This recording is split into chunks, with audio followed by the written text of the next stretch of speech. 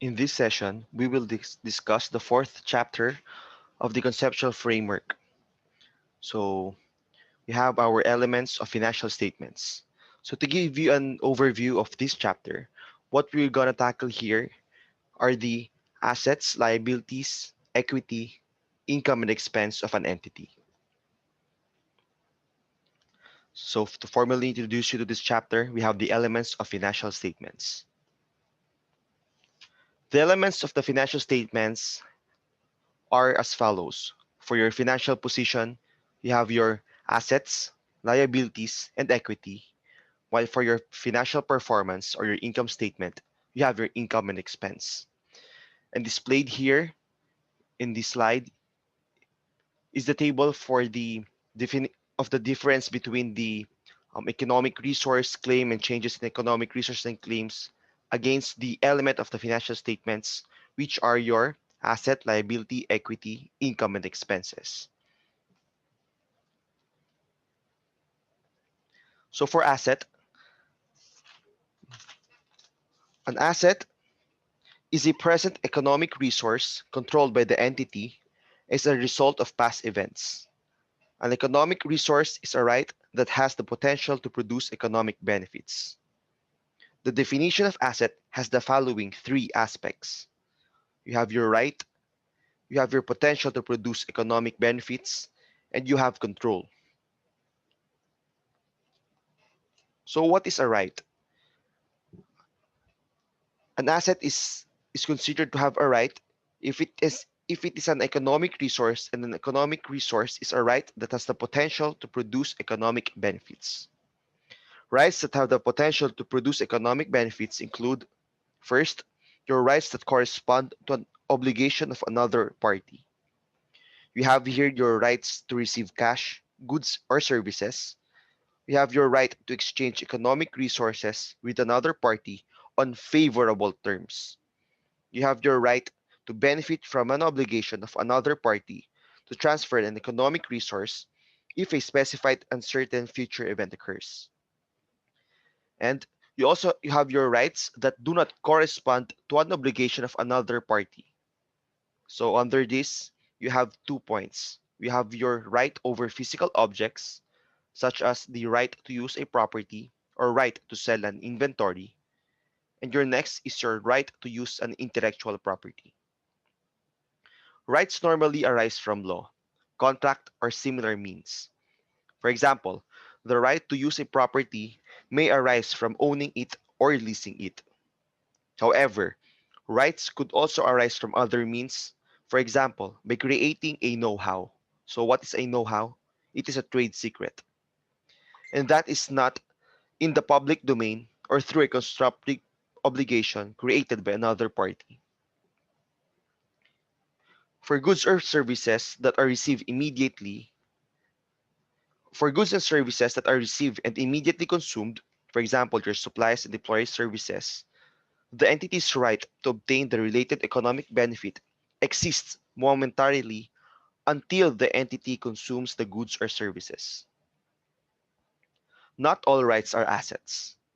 To be an asset, the right must be the right must have the potential to produce for the entity economic benefits that are beyond the benefits available to all other parties, and those economic benefits must be controlled by the entity. To give you an example, a public road which anybody can access without significant cost, and a know-how that is in public domain are not assets of the entity. An entity cannot have a right to obtain economic benefits from itself. Thus, treasury shares are not an entity's assets. Similarly, debt and equity instruments issued by a parent and held by its subsidiaries, or vice versa, are not assets or liabilities in the consolidated financial statements. Each right is a separate asset in theoretical terms. However, for accounting purposes, related rights are often treated as a single asset. For example, ownership of a physical object typically gives right to several rights, such as the right to use the object. the right to sell it, the right to pledge it, and other similar rights. The asset is the set of rights and not the physical object. For example, a lessee, so the one who someone who rents a property, may recognize an asset for its right to use the property, or the right of use asset, or in layman's terms, the leasehold rights, but not for the property itself, because the lessee does not legally own the leased property. It is the lessor who owns the property. Nonetheless, describing the set of rights as the physical object will often provide a faithful representation of those rights. There can be instances where the existence of a right is uncertain. For example, when the entity's right is disputed by another party. Until that uncertainty is resolved through a court ruling, it is uncertain whether an asset exists. The asset is the present right that has the potential to produce economic benefits and not the future economic benefits that the right may produce. Thus, the right's potential to produce economic benefits need not be certain or even likely.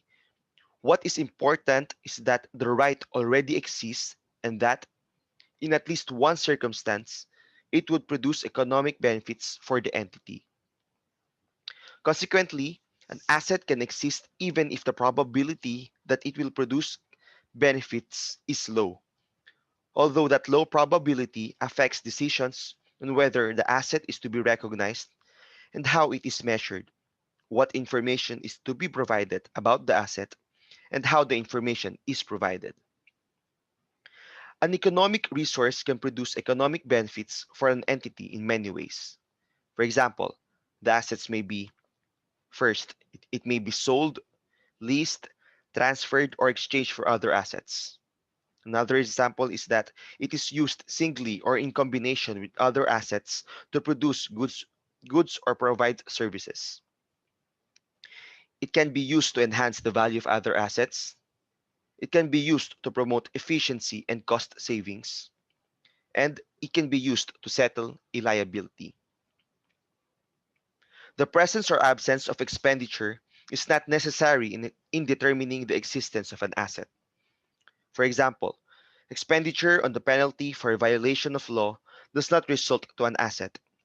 On the other hand, an asset can be obtained for free from donation.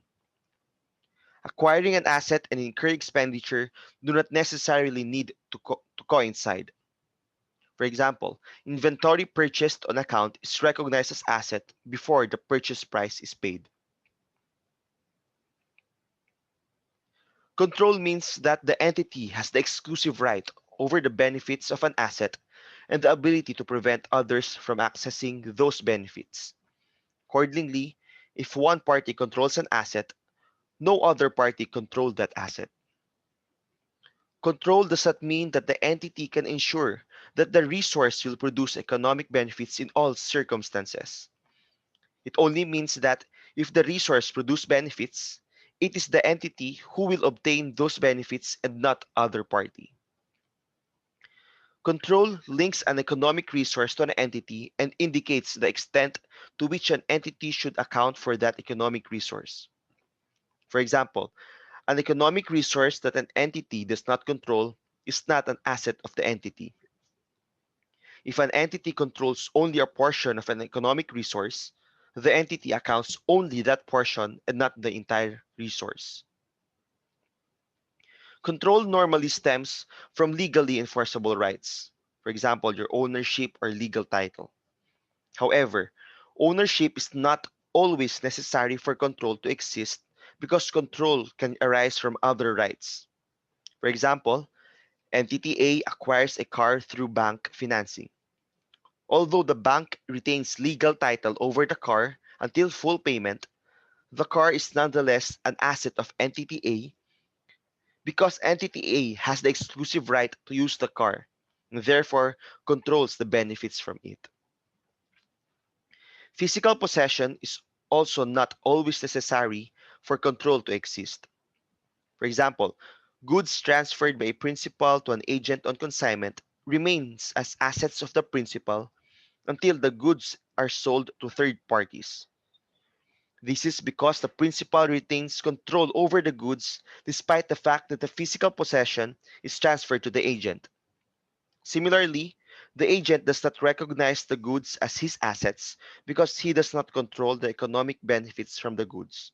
It is the principal who owns the economic benefits.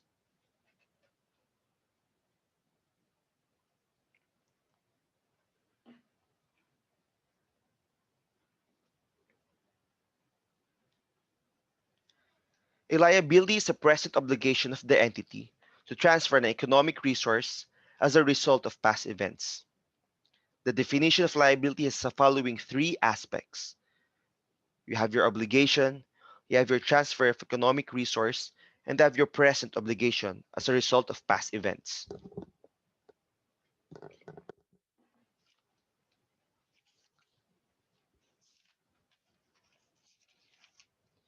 An obligation is a duty or responsibility that an entity has no practical ability to avoid. An obligation is either legal or constructive obligation.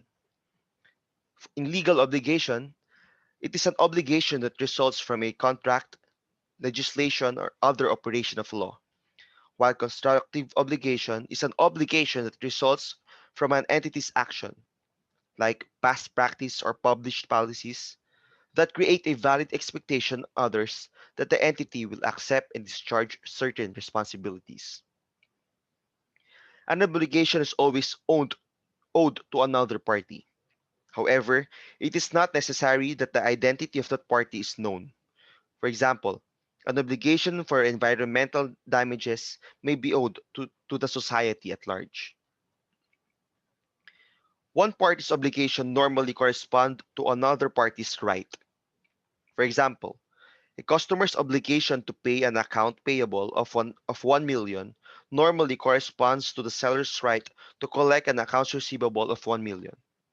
However, this accounting symmetry is not maintained at all times because the standards sometimes contain different recognition and measurement requirements for the liability of one party and the corresponding asset of the other party. For example, direct origination costs result to different measurements of the lender's loan receivable and the borrower's loan payable. Similarly, a seller may be required to recognize a warranty obligation, but the buyer would not recognize corresponding asset for that warranty. There can be instances where the existence of an obligation is uncertain. Until that uncertainty is resolved through court ruling, it is uncertain whether liability exists. The liability is the obligation that has the potential to require the transfer of economic resource to another party and not the future economic benefits that the obligation may cost to be transferred. Thus, the obligation's potential to cause a transfer of economic resource need not be certain or even likely. For example, the transfer may be required only if a specified uncertain future event occurs. What is important is that the obligation already exists and that in at least one circumstance, it would require the entity to transfer an economic resource. Consequently, a liability can exist even if the probability of a transfer of economic resource is low, although that low probability affects decisions on whether the liability is to be recognized, how it is measured, and what information is to be provided about the liability and how that information is provided.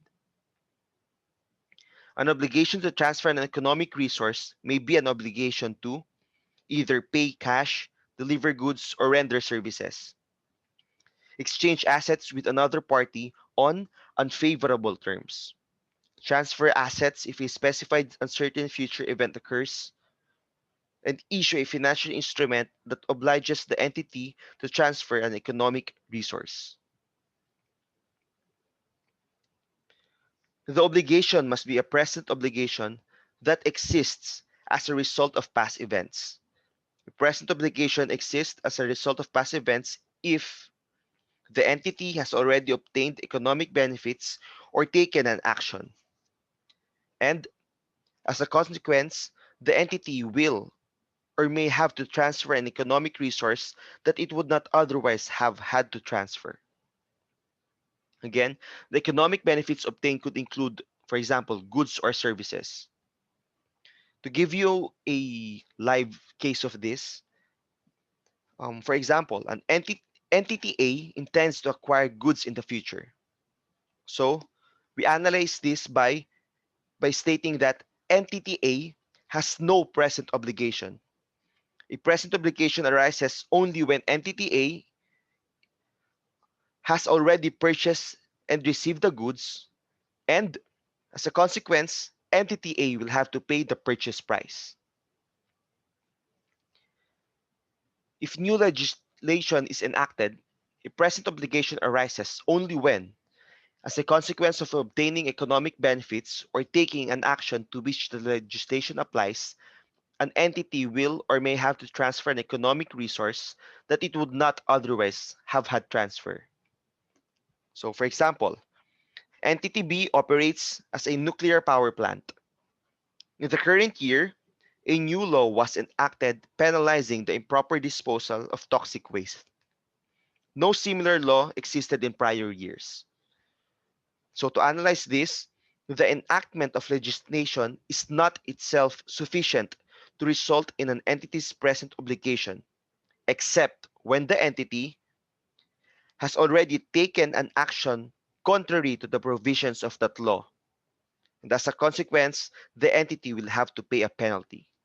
So, the obligation exists or is present when the nuclear power plant entity has improperly disposed their toxic waste. Present obligation can exist even if a transfer of economic resource cannot be enforced until some point in the future. To give you an example, entity C enters into an irrevocable commitment with another party to acquire goods in the future on credit.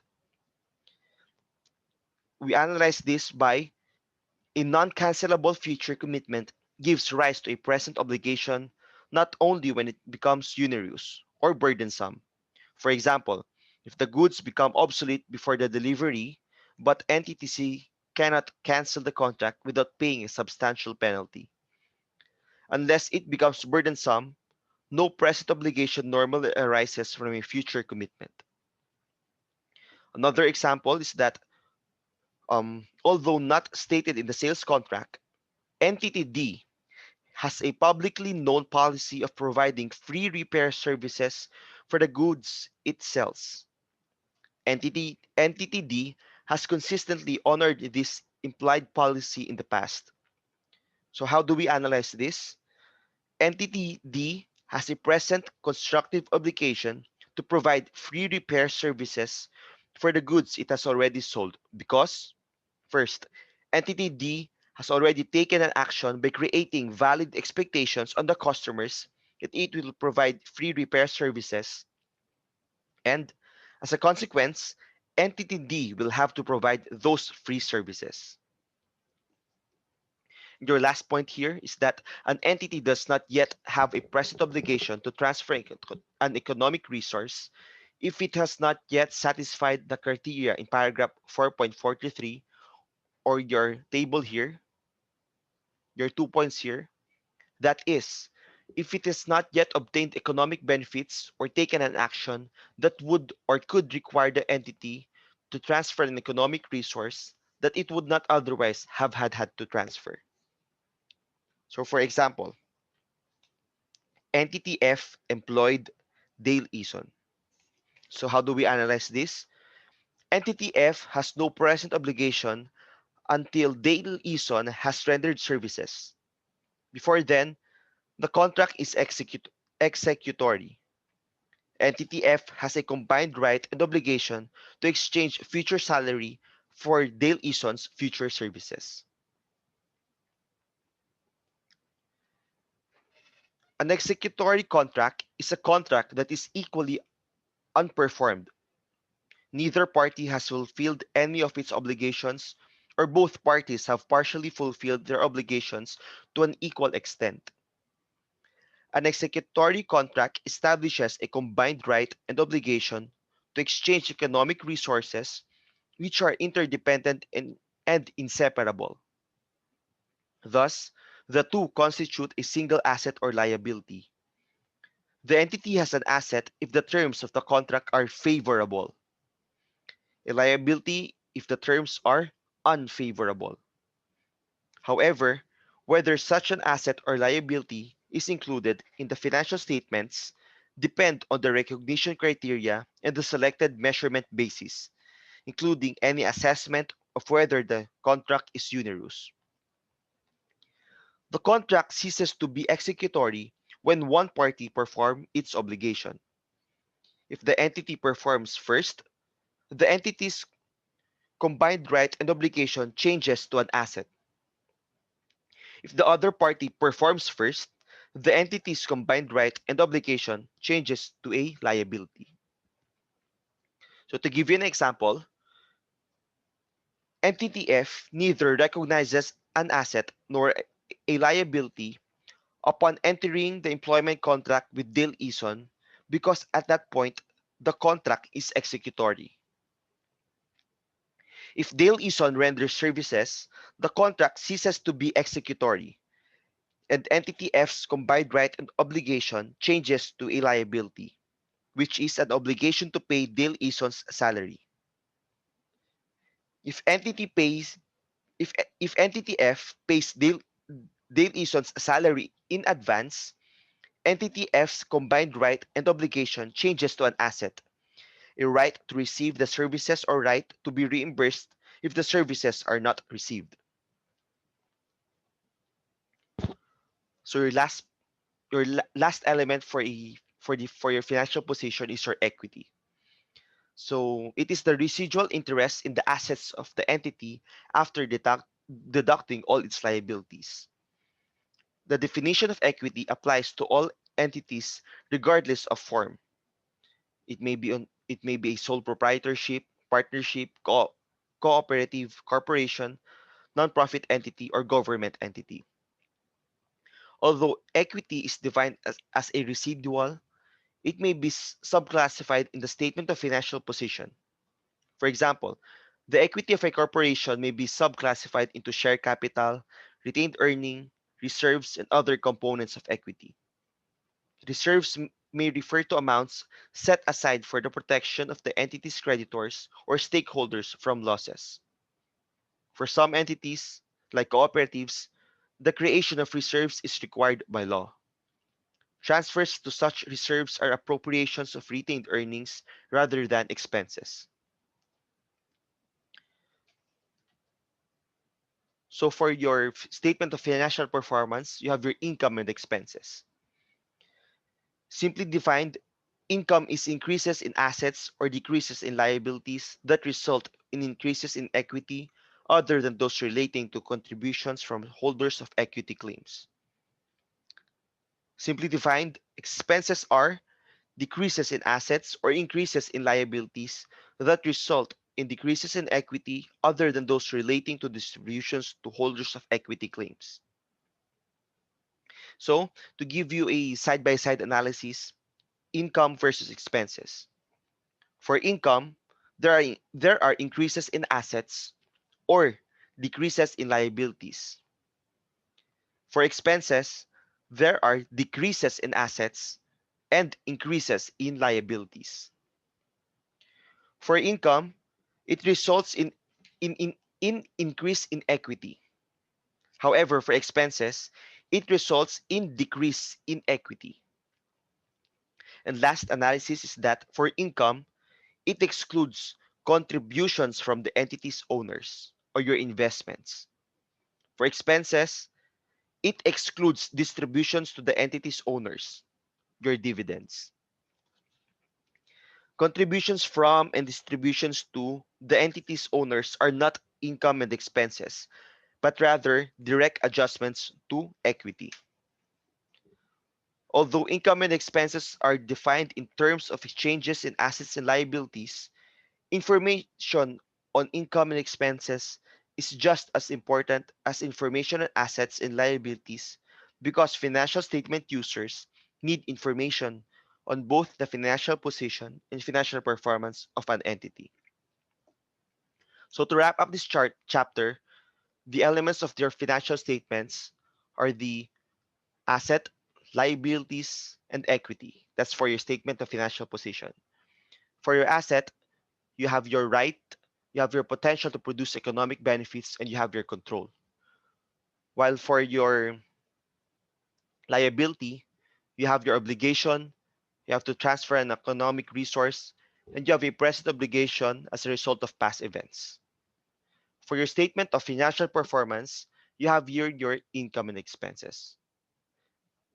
And take in mind that contribution and distributions to and from entity owners are not part of the statement of financial performance.